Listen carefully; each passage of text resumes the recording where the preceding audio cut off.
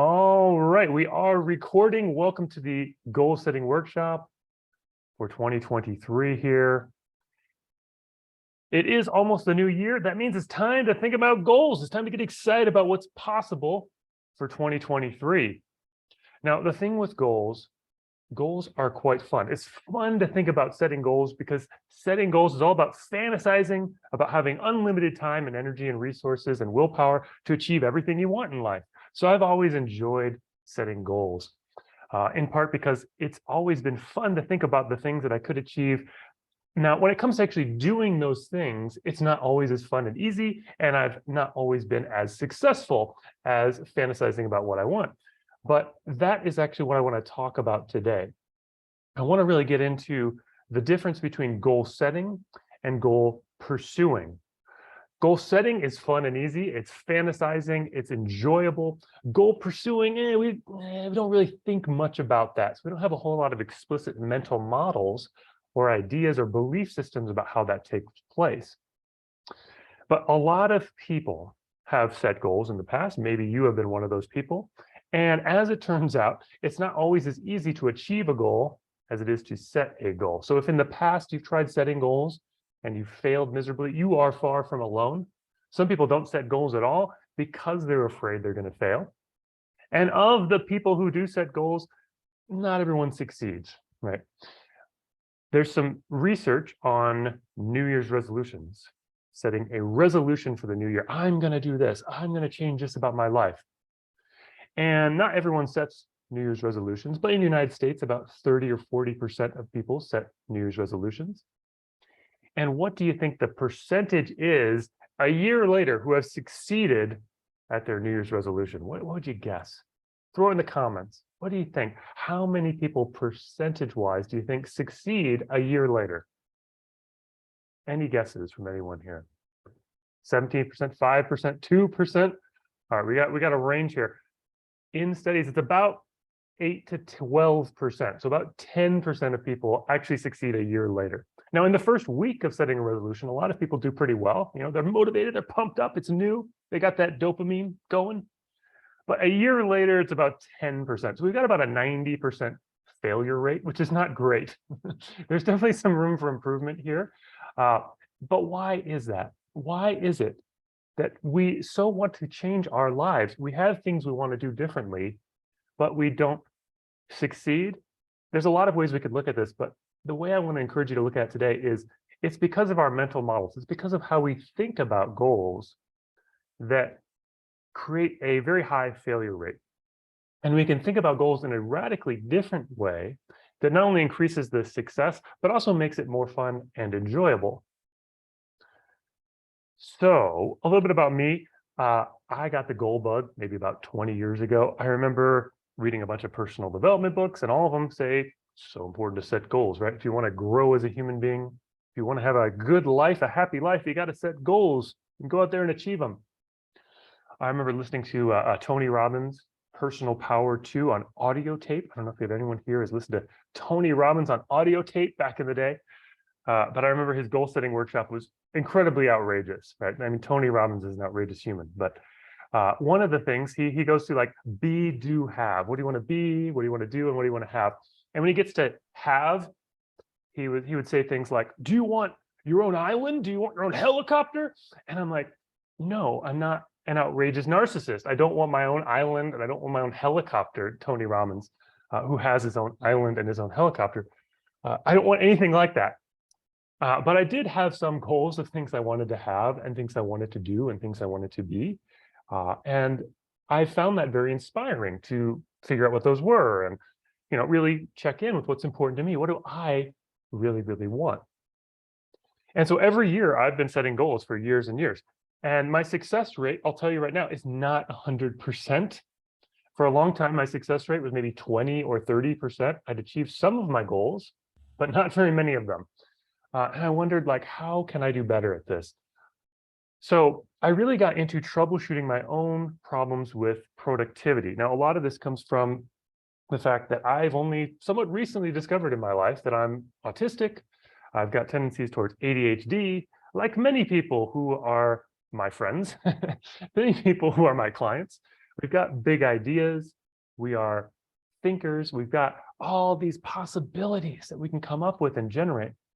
But then when it comes to implementing, when it comes to putting that stuff into practice, not quite as good at it, right? There's some obstacles there. So I've been thinking deeply about like, how can we really troubleshoot this? And for me, this really came to a head in the last few years. I also have a day job. And during the pandemic, all of a sudden I'm working from home. I've never done this before. As it turns out, I am terrible at working from home. And I had to learn some ways of actually getting things done rather than just consuming content on the internet all day and thinking about things. I had to figure out some structure and how to actually focus and achieve some of those things myself. So one of the things I did is I started a weekly accountability group. Actually, my friend Antonio had the idea. He's like, there's this book called The 12-Week Year. It's great for goals. You set, instead of a year goals, you set quarterly goals, 12 weeks. And we started a weekly accountability group, and we got 8 people who were interested, 8 of our friends, and we started meeting every week. By week 3, we only had 3 people left in the group. We had already lost more than half of the group. And part of what I was wondering is like, what's going on here? Why are we losing so many people from our group?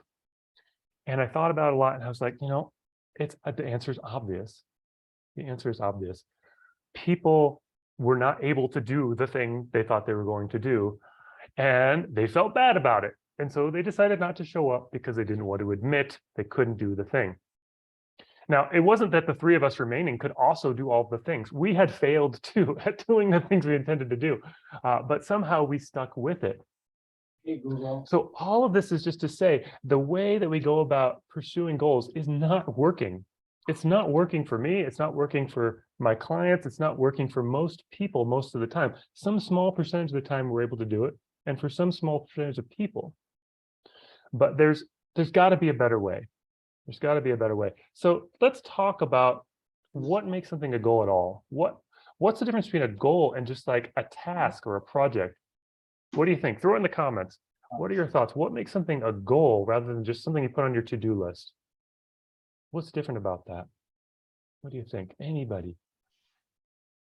What's different about that? It's exciting. Nicole says that's exactly right. It's exciting. Something on your to-do list may or may not be exciting. It might just be something that you want to accomplish today. What else? My goals tend to be more of a generalized idea versus a task. Love it. I'm going to definitely get to that. A generalized idea. So it's bigger and it's more exciting. If you have any other thoughts, throw them in there. And then I'll tell you my thoughts.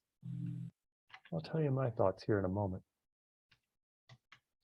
If anyone has any other thoughts, I'll wait until you put that in there. So I have got 3 criteria here for what's to make something a goal. For me, a goal is typically a bit bigger than a simple task, but a big task can be a goal, right? So it's bigger. Dana usually has something to do with personal growth. DJ Duker, goals take more than one step. Longevity, goals are driven by intentions, right? Says Bob. Okay, these are great thoughts. Love it. And these are similar to my thoughts on goals. So I've got 3 criteria. They might be different than your criteria, but mine is number 1, a goal, you really, really want it. It's something that you really want. It's not a should. It's not a have to. It's not, my mom wants me to do this, or society wants me to do this, or I really should pay my taxes. That's not a goal, right? That is a project or a task. It might be annoying, but it's not a goal unless you really, really want it. It's self-chosen. And my second criteria is you'd have to grow to get it. A couple people pointed towards that. It's a personal growth kind of thing. It's something that's not necessarily something you can already do. You might have to gain more skills. You might have to gain more abilities. You might have to become more as a human being in order to achieve it. So I call this a growth goal. And my third criteria for a goal is you'd otherwise forget it if you don't remind yourself. You could put it off. It's not necessarily something urgent that has to get done this week, this month.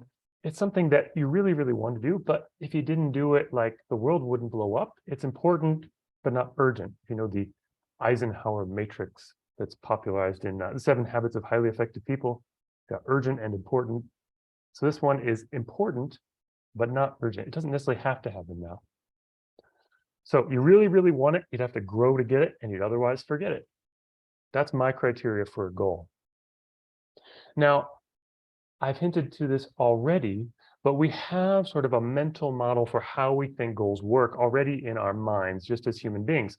This is pretty much universal. Almost everyone starts here as to how a goal works. I call this the naive goal model. And you'll understand why in a moment. The naive goal model, let's make sure everyone's muted here. Google, tell me the time. All right. Tell me the time. Can't seem to mute one person. That's very strange. Let's see if I do it over here. Nope. Okay, so if you're unmuted, make sure to check that and mute yourself. So the naive goal model is how we already think about goals. And it goes a little something like this. You set a goal, then you create a plan, then you follow your plan, and then success. Now that sounds good on paper at first, right? Oh yeah, I'll just create a goal, create a plan, follow my plan, then I'll have success. The only problem with that is that it's incredibly naive at every step. When we go to do something we haven't done before, we have to grow to get it. There are a lot of unknowns. We don't know very much about how long something's going to take, or what the steps really are, or if this is even the right goal, or if these steps are going to lead to success or not. It's actually kind of all exploratory. It's a new thing. It's new territory for us.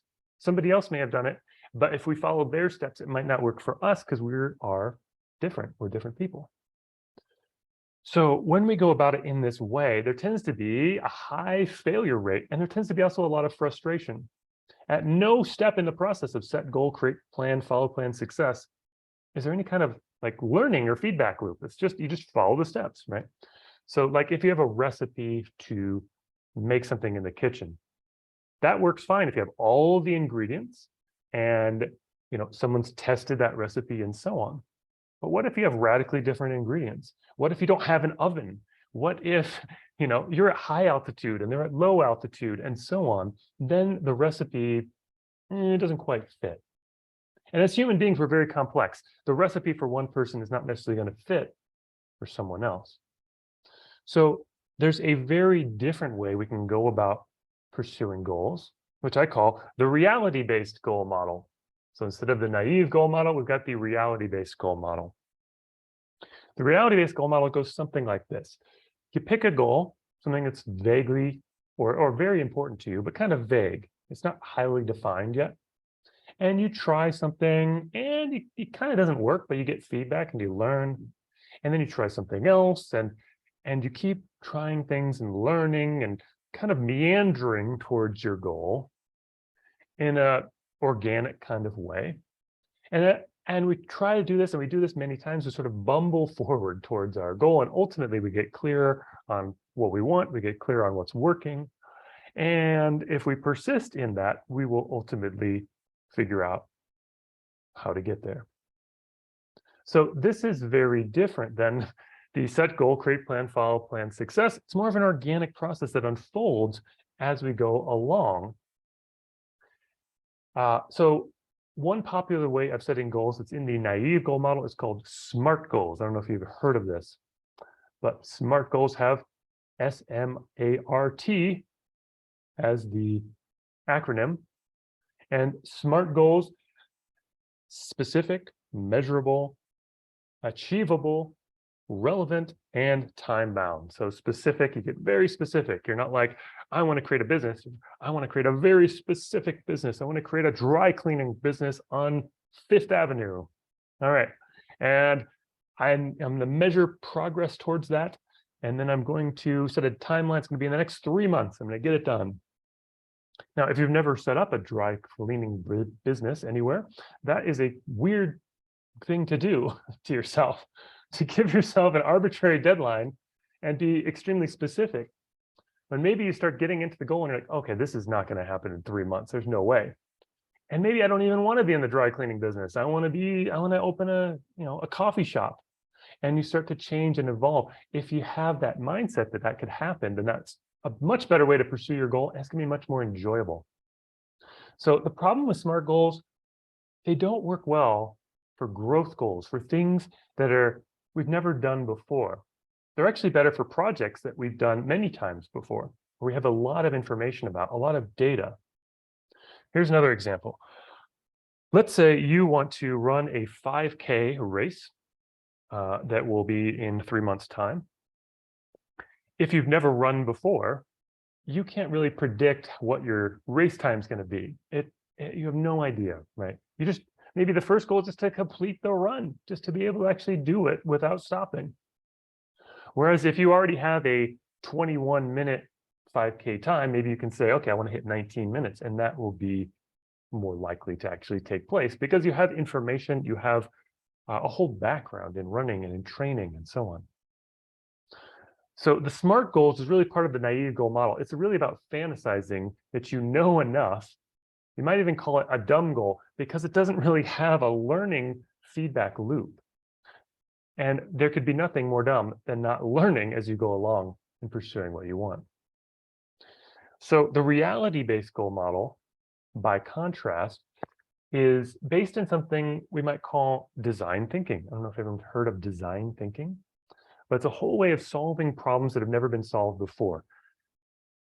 There's a company out in California called IDEO, which popularized the idea of design thinking. They are full of graphic designers and industrial designers and user experience designers and so on. But they often take on consulting projects that are like social problems or just big, weird problems. They call wicked problems. A wicked problem, sort of resists easy solutions. It's not something you can just do a step-by-step recipe or formula to solve. And most of our personal problems are wicked problems, right? Like if it was easy to solve, you've probably already solved it. You've probably already taken care of it. So design thinking is the steps of designing something entirely new to solve a problem that's never been solved before. So that could be helpful for our personal lives. That could be helpful for pursuing our own goals. It's great for solving ill-defined or unknown problems that we don't really even know, like what the boundaries are, or that require out-of-the-box thinking. And it's used every day by designers, user experience designers, interaction designers, architects, and so on. So design thinking is pretty interesting because it has 5 phases, but these aren't steps. They're not, you do step 1, step 2, step 3, step 4, step 5. It has 5 phases, but these phases are non-linear. So you can go kind of in different orders and loop back around and go in a more of an organic way. And these phases are also iterative. Iterative means you're going to do them more than once, and you're going to learn something and improve and create another draft and so on. But here are the 5 phases as if they're in order. You could do them in this order, but keep in mind, these are not linear. These are non-linear and iterative phases. So the first phase of design thinking is called empathize. Empathize. So if you're going to make something, you're going to make an app that serves somebody, for instance. You want to understand who's using this app. Like, what are the needs of the users? So you empathize with them. You maybe even go out and interview and talk to people. If you're setting a goal for yourself, you are the user of your own life, right? You are the person being served by this goal. So that means understanding yourself deeply first by doing things like researching your needs. What are your needs? What are your problems you're facing right now? What are your opportunities right now? What are your values? What's really important to you? What do you really, really want? And getting more clarity on that, getting more understanding about yourself. Otherwise, your goal is not really going to fit, right? It's not going to fit for you. It's going to be somebody else's goal. Somebody else wants to be rich. So I think I'll take that goal and I'll try to be rich. But I don't care about money. All right, that's not a good goal. So the second phase in design thinking is called define. So we empathize and we define. Defining means taking all that you've learned from the user research on yourself, in this case, what you've understood about yourself, and starting to define the needs and problems, the goal state. In other words, what problem are you trying to solve? You can maybe have a lot of problems. I know I have more than one, but you're not trying to solve all of your problems with just one shot here, right? So trying to figure out what problem am I aiming to solve here? What opportunity am I pursuing here? What is my goal state? What do I want to have happen in the future? This is sort of, in some ways, standard goal setting stuff or standard coaching stuff. What do you want to have happen? What's your outcome? But the important thing is there, you can start out fairly vague. You don't have to get specific. You're not doing a SMART goal. You can be fairly vague as long as it's really exciting. It's really something you want. So for instance, maybe you want to write a book. You don't know everything that's going to go into the book yet. You're just kind of excited about the idea of writing a book. Fiction or not, nonfiction, nonfiction. All right, you get kind of a little bit definition. But you're not totally defining the whole book. And the premise of the book, the thesis of the book can evolve and change organically as you go through it. All right, so then the next stage of design thinking is called ideate. Ideate. This means to brainstorm possibilities of things you might try, to come up with ideas for experiments you could run, to test things, to learn. It also means to challenge your assumptions about the problem, especially if this is a wicked problem, especially if this is a problem that you've tried to solve a lot of times in the past. Chances are the way you're thinking about it is somehow not working to solve the problem. So what are your assumptions about this situation?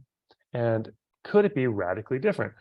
One of the versions of this I like to ask is there a way that I could do this that's maybe 10 times easier and more fun? To try to get out of my own thinking about, like, maybe it doesn't have to be hard. Maybe it doesn't have to suck. It doesn't have to be just discipline all the time, but maybe it could be really enjoyable. Duff, can you spell out the third step, please? Yes, the third phase of design thinking is called ideate. I-D-E-A-T. I'll write it in here. Let's see here. Ideate. Bob says goals are driven by intentions, right? Yes, I would say the intention is in that empathize phase, like what, and define in terms of what problem are you facing, what opportunities do you have, and then defining it into like, well, what are you actually trying to accomplish? What are you trying to accomplish here? What problem are you solving, or what opportunity are you pursuing? So it gets a little bit more defined into a clearer intention. That intention can still be relatively vague to start, though. All right, so we've got empathize, define, ideate. The fourth phase in design thinking is called prototype. This is where you start to create solutions. And a prototype is not the final project, right? This is a draft, a first draft, or a working prototype that's very simple. If you're designing a physical object, this would be a very scaled down version of this physical object. So how does this apply to a personal goal? So let's say your big goal is, I want to strengthen my entire body. I want to strength train. I want to strengthen my entire body and get fitter. Okay, that's big. That's a big, vague thing.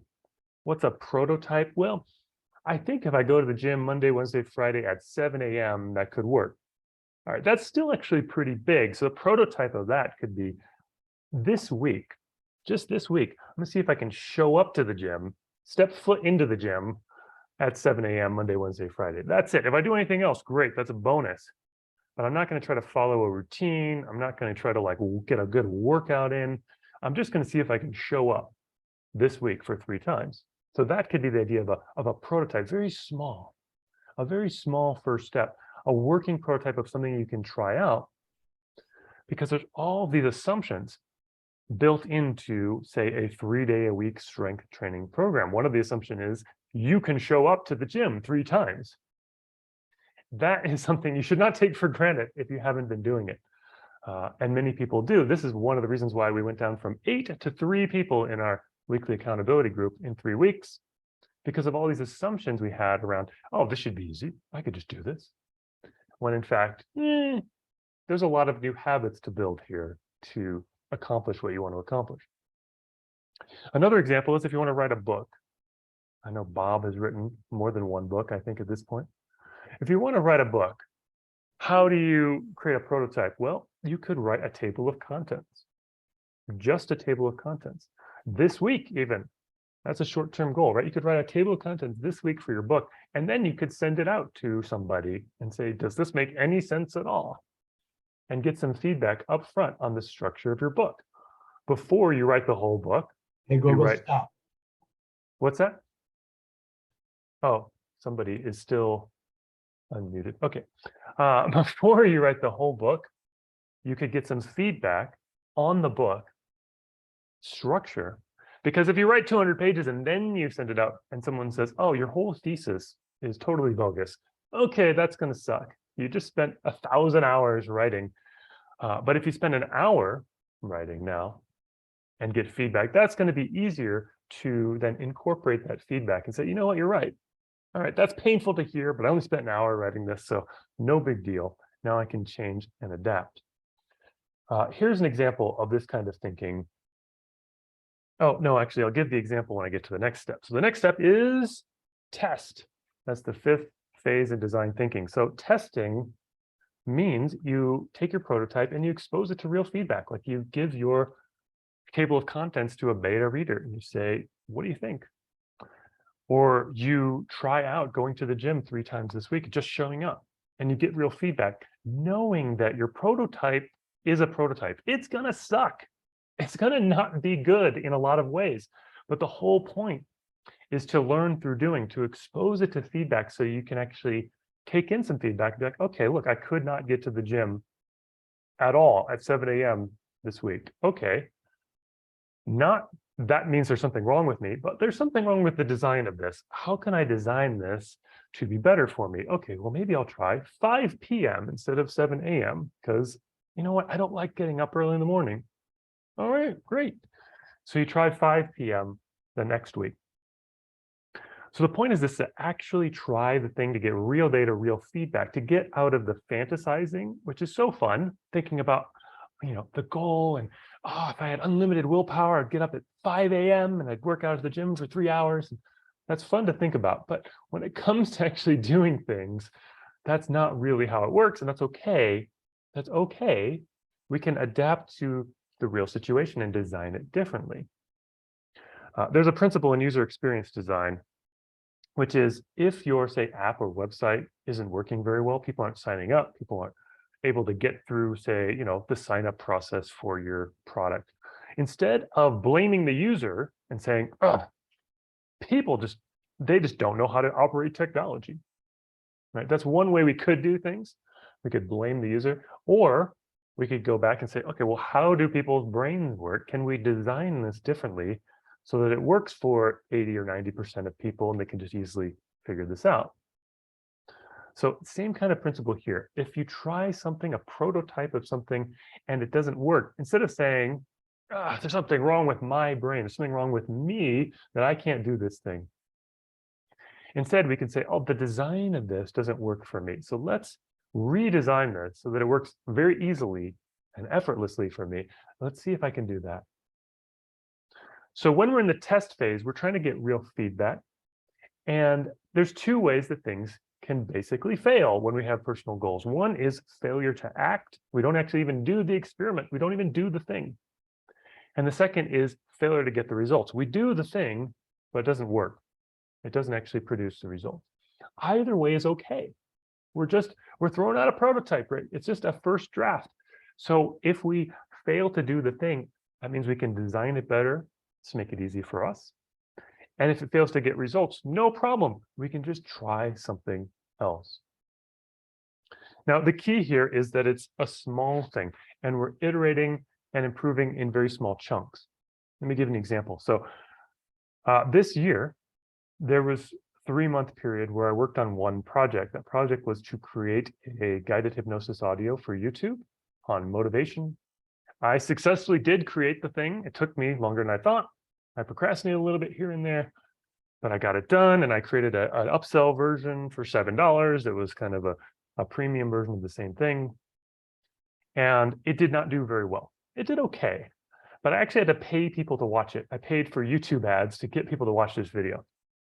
And it didn't really even out in terms of how many sales I got. It was kind of a loss. Then there was another 3-month period this year where I decided, you know, I'm going to try making TikTok videos. I know another coach, another hypnotist who's doing this. It seems kind of silly. Isn't that just for kids dancing on TikTok? Isn't that what it is? But, you know, people were making money, real money off the TikTok video. So I was like, okay, I'll try this. And I set a goal to make 1 video a day. They're only a minute long. I'm like, okay, I'll just make a video a day. I actually did a little bit better than that. in terms of how many videos I made. So I made more than 84 videos during that period of time.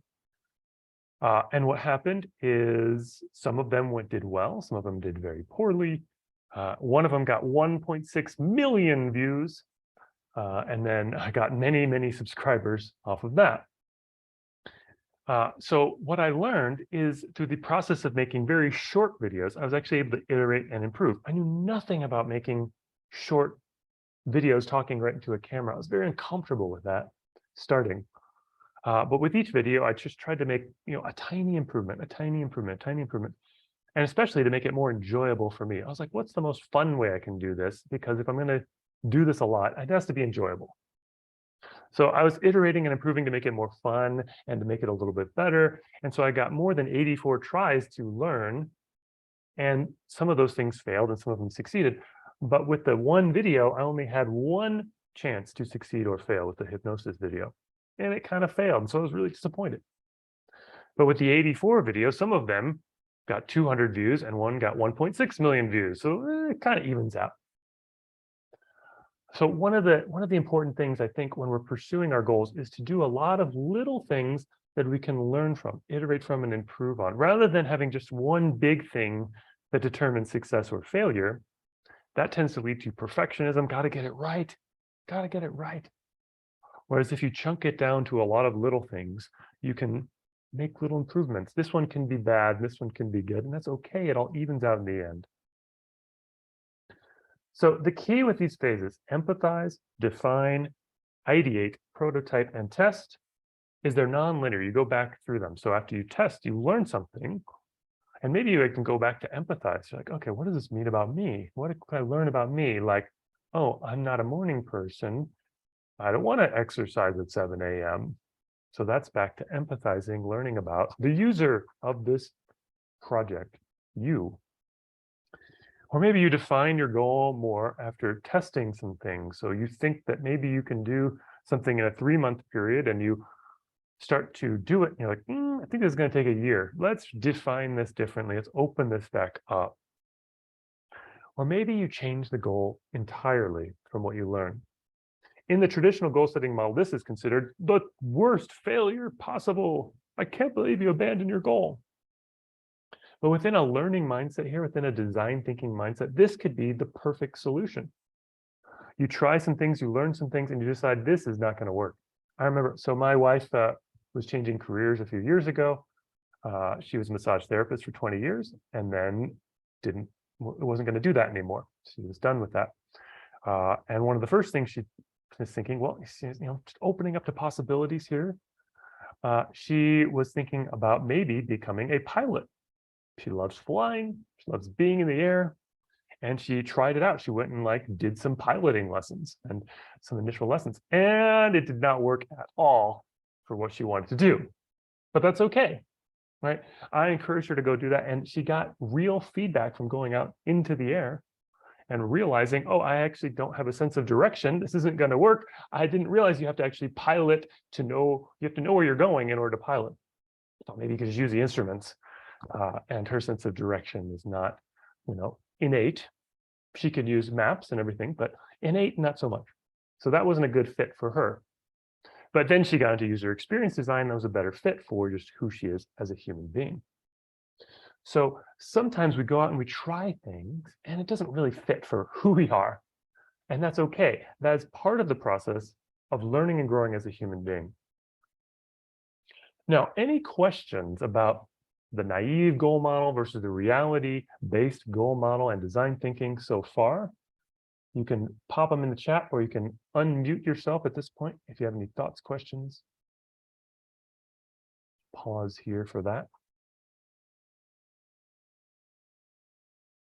If not, it's also okay. Maybe I'm just totally clear, and this is all old news to you, which is also fine.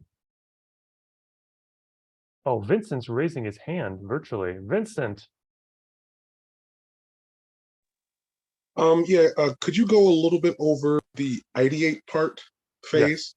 Yes. So ideate means two basic things. So you are, after you've defined what the problem is or the opportunity that you're trying to reach, you start to brainstorm ideas of how might we go about solving this problem, or what sort of thing could we use to test whether it's going to work or not. So like if your goal is to become stronger, strength train, ideate might be, what if I strength train 3 times a week using this program that I found on the internet? All right, let's see if that works. And then you test it and you try to show up to the gym at 7 a.m. and you fail to show up to the gym. So it was a good idea in theory. The ideate phase is, what's a good idea in theory? Where should we start? Where should we start? But it's also, let's question some of our assumptions. So maybe your assumption is showing up to the gym 3 times a week at 7 a.m. is the only way to do it, because successful people get up early, right? And they start early, and that's how you can be successful. So what if you challenge that assumption by saying, well, was it okay if I go at 10 p.m.? I'm a night owl. I love being up till 1 in the morning. So I'm going to go to the gym at 10 p.m. And that really works for you, maybe. There are people that can do that.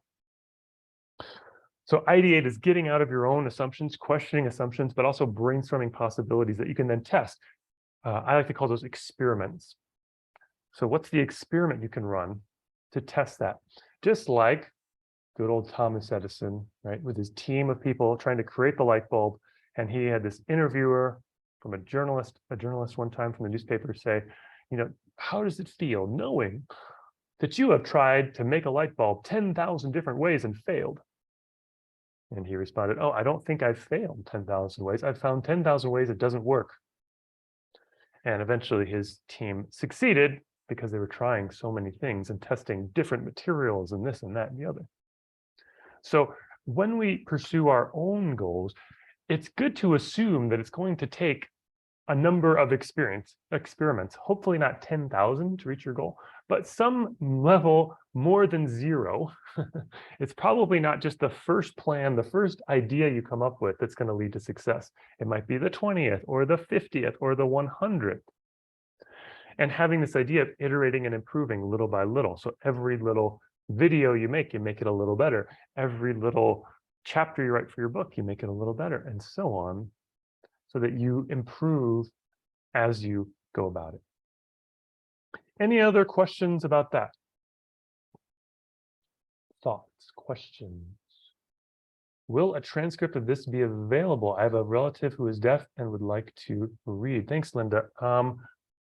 That could be possible. Thanks for the suggestion.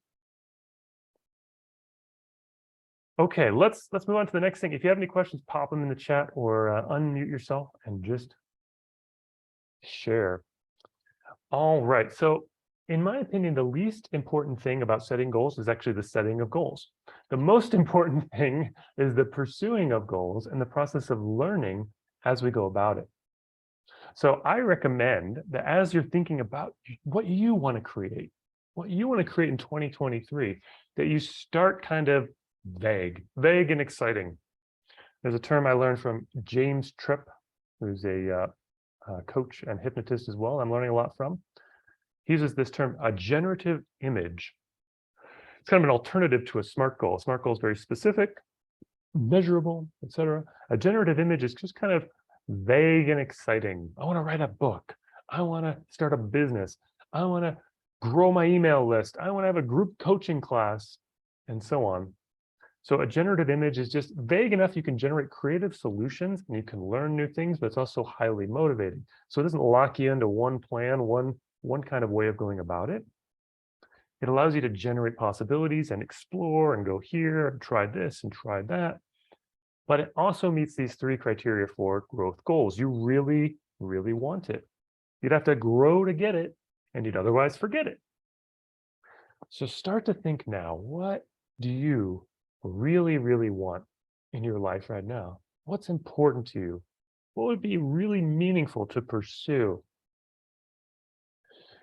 One of the things you could also think about is, if I pursued this thing and I didn't get the ultimate goal, would I still be better off? Imagine somebody wants to run a 6-minute 1 mile. I'm not sure how much that is in kilometers, but a 1 mile time of 6 minutes. And that's their goal for 2023. But they fail to achieve it. They only get a 6-minute, 20-second mile. Is that really a disaster, right? They've improved their running speed significantly. They've gotten fitter. They've gotten closer to the goal. We tend to think if you don't reach the ultimate goal, it's failure. But actually, you've made progress, and that's a good thing. So, DJ Duker, what if your goal is continuous process? That's an excellent question, actually. Because there's some goals where you have an endpoint, like I'm going to make a book and I'm going to publish the book. Done. You can check it off. And there's other goals like health and fitness or meditation or whatever it is. The goal is to continue the process of doing the thing. I think either one can be just fine in terms of a goal for growth goals. It's just a different way of approaching it. In fact, both of them are okay for the reality-based goal model, for the design thinking kind of goal model, because that itself is an ongoing process of learning and iterating and improving. So either way works there. Whereas SMART goals actually don't work as well for ongoing process, like being healthy and fit or continuing to improve in some area. The process-based learning and improving and designing a better solution over and over works better for those kinds of process goals, which are ongoing. So highly encourage you to think that way about those. So let's see here. Oh, I also personally, I recommend that you don't have too many goals at one time. You can have lots of things you want in life. And I used to read a bunch of personal development books, especially Brian Tracy. I don't know if anyone's familiar with him, but he recommended setting goals in every area of life. Dozens and dozens and dozens of goals. Goals for your relationship, goals for your body, goals for your health and fitness, goals for your business. And I did that. I found myself totally overwhelmed by the number of things that I wanted and was not doing. So for me personally, I experimented with that. That didn't work for me. You could try that if you want. Through my own experimenting and working with clients, I recommend no more than about 3 big goals at a time. You can have more if you want, but 3 is good because then you can translate that into 3 things this week and even 3 things today that you're trying to move forward a little bit on. Whereas if you have more than 3 important things you're doing at a time, it tends to get lost in the shuffle, and some of those ultimately get deprioritized just because of our limited time and energy.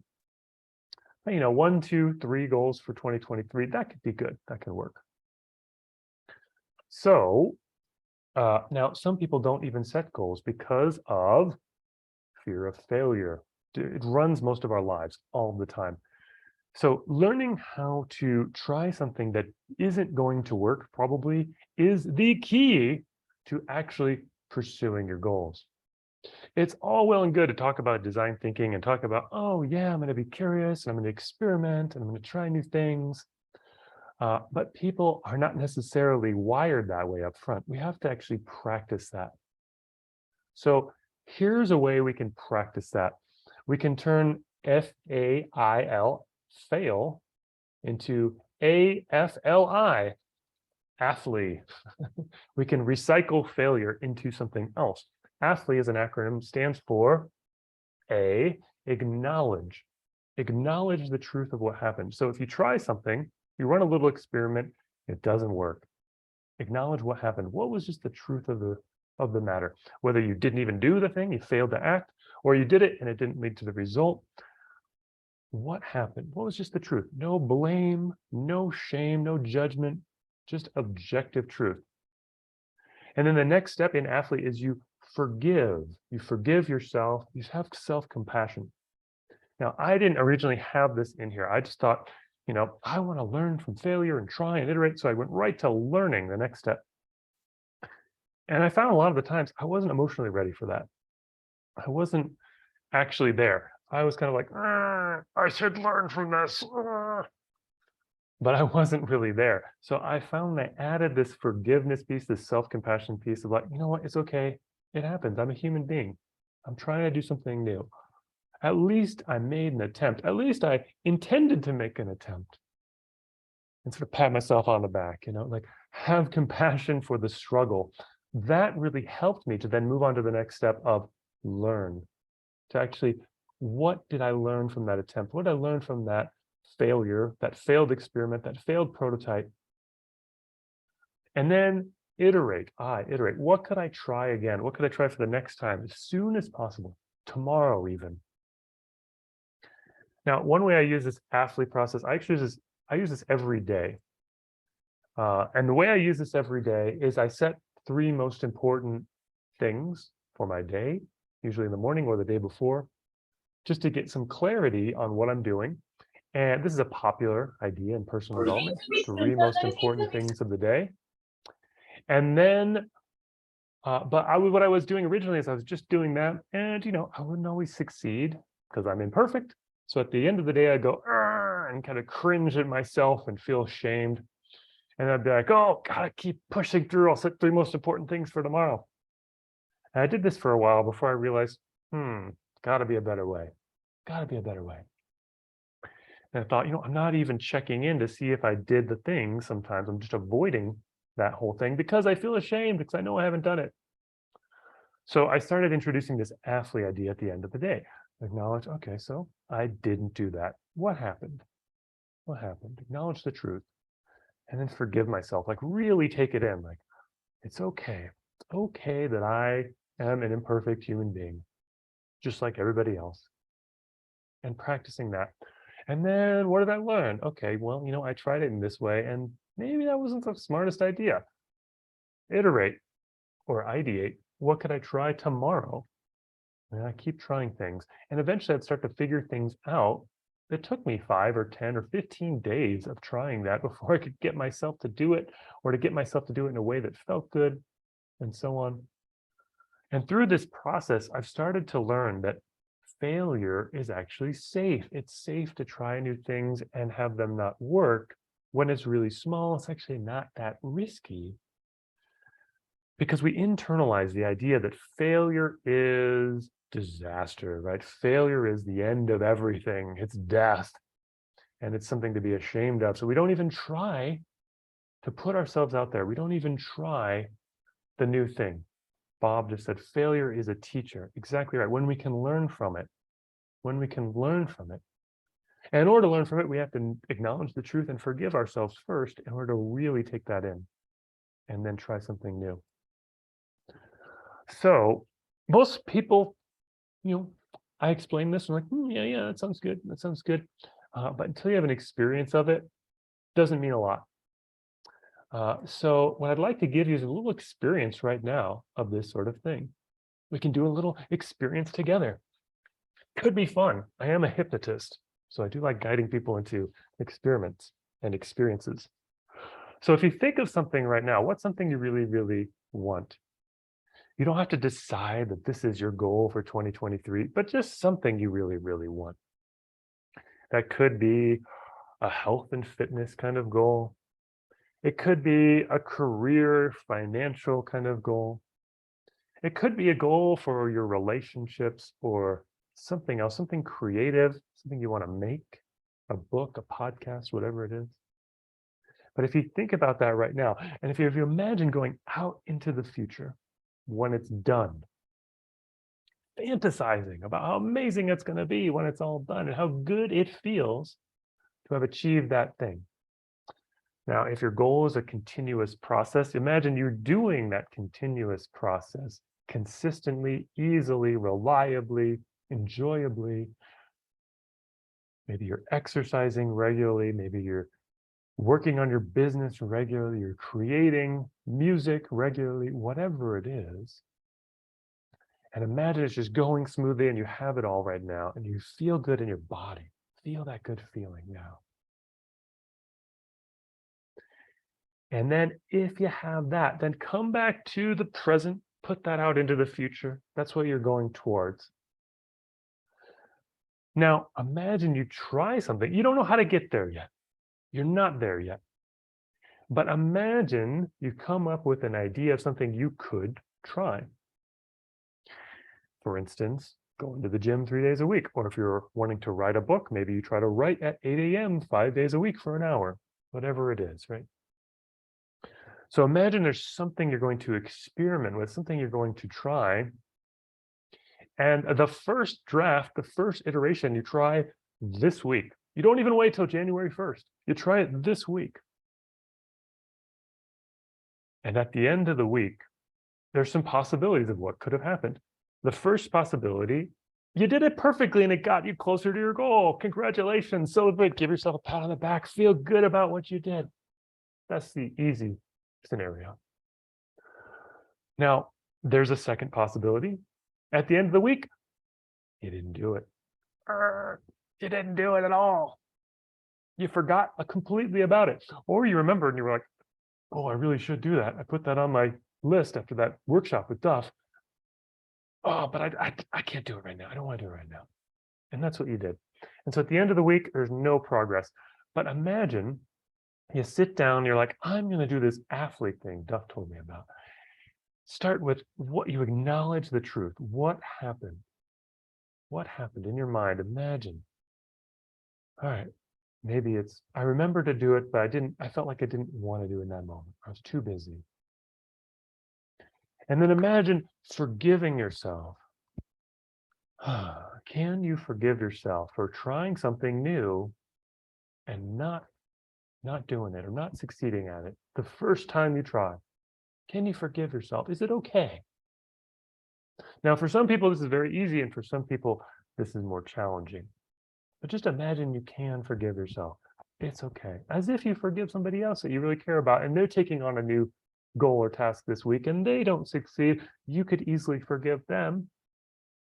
So imagine you could forgive yourself with that same self-compassion, that same love. And then imagine you then move on to learning. What can I take away? What can I learn from this?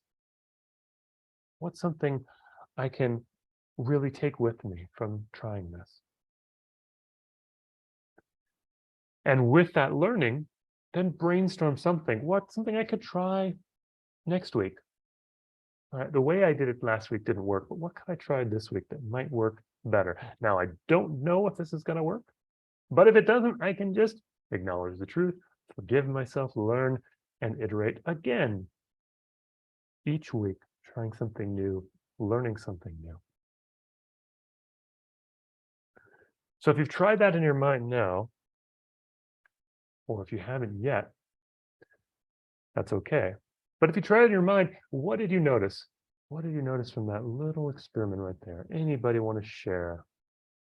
You don't have to. But if anybody wants to share anything, they can now in the comments or out loud.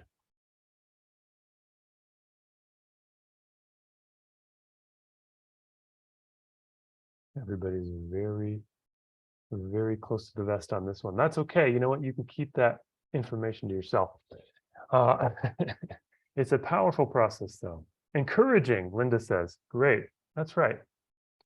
That's right. And it's encouraging because the reason why we haven't done the thing, whatever the thing is that makes us grow as a human being, is because the failure rate of doing something new is very high. If you imagine a child learning to walk, a baby learning to walk, the first time they try, they are really bad at walking. Babies are terrible at walking. But what we do, we don't say that. We don't say, oh, this one's not a walker. Never going to learn to walk. Look at this terrible performance. Can't even go across the whole room. Just one step and you fall. Awful. We don't do that to babies. And that's why we have a very high success rate of walkers in society. Instead, what we do is when a baby even makes an attempt, let alone a tiny bit of progress, what do? We go, yeah, when I walk, yes. So much enthusiasm, so much positive energy for that attempt. So when we do things ourselves, we could also do that. We could be like, yeah, way to even try. Amazing. And then if a baby tries to walk, and falls and starts crying, do we go, again, another attempt? No, we go, that's okay. We bring that child in and we hug it, and we give it love. So success or even partial attempts get total positivity, total encouragement, and failure just gets love. That's it. What if we did that with ourselves? I wonder if that could make a difference in how we pursue goals.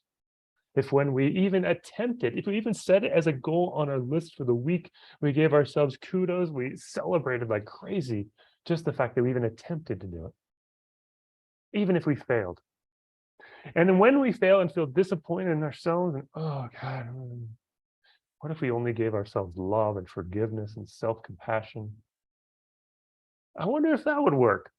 Or maybe we can just keep beating ourselves up and shaming ourselves when we fail. Maybe if that's working for you, then feel free to keep going.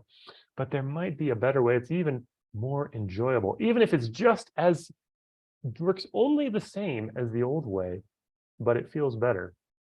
Could be interesting. All right, so we just got a few more minutes. I want to just tell you about an opportunity that I am doing here in 2023. I'm going to start something new. It's an experiment. It might fail. That's okay. But I'm starting a weekly coaching group starting January 8th. It's going to be on Sundays like this class at the same time, 10 a.m. Denver time. And we're going to explore some of these concepts because, it's one thing to know them intellectually. And it's another thing to know it in your bones that failure means I'm safe. It means I'm learning and I'm loved. So if you don't have that fully in your bones, there's an opportunity to practice that. We're going to practice this aptly by setting weekly goals that relate to your big goal, trying things out, failing a lot and learning a lot. We're going to try experimenting with these 5 phases of design thinking as applied to your life, creating generative image goals and these sorts of things, provides group support. And I'm going to keep it relatively affordable. It's just going to be $47 a month for 1 weekly hour group coaching. And the first month is only going to be $7. That's quite a steal. So that's going to be every Sunday. And if you're interested in that and you have never been a client of mine before, I would love if you'd give a free 30-minute consultation with me first, just to see if you're a good fit. So you get an additional bonus. If you've already been a client of mine, you can just join right in. In fact, it won't even cost you anything if you're a current client, because I'm going to switch to a subscription model in the new year. I'm going to either 1, 2, or 4 coaching sessions a month. You can pay for 1 fee, and you also get weekly group coaching. Try that out. Maybe it'll work. Maybe it'll be awesome. Or maybe people won't like it and I will drop it. That will be fine too. But it's an experiment that I'm excited about. So if you're interested in that, you can reach out to me, or I will send out an email after this with some information about that. Any other questions, thoughts? To wrap this up, feel free to unmute yourself or put it in the chat. Be happy to answer anything. Thank you, Duff. This was great. Awesome. Thanks, Bob, for showing up. Appreciate it. Anyone else? Anyone? Bueller? All right. So Really if you have any other thoughts, go ahead. Yeah, really liked it. So I'm interested in it. Okay, great. Yeah, great, Kirsten. Thank you. Thank you, Deanne. No questions here, but thanks for doing this. It was great. Linda, invitation to the group being sent by email. Yes. So if you are not a client, I'll just throw things in the chat too, but I also send it by email. So if you've never been a client before, if you go to duff.as.me, that's my scheduling there. That will work. And then you can set up a free 30-minute consultation. If you are a client already, then just wait for the email. I'll send that out, and because there's going to be some moving things around as I move to the subscription model here. It'll be about the same price for sessions, but you'll also get the weekly coaching. Thanks, Nicole. Nice perspective other than SMART goals. Appreciate it. Yes, yeah, SMART goals are very popular despite being mostly fantasy land and not oriented towards learning. Not very smart, if you ask me.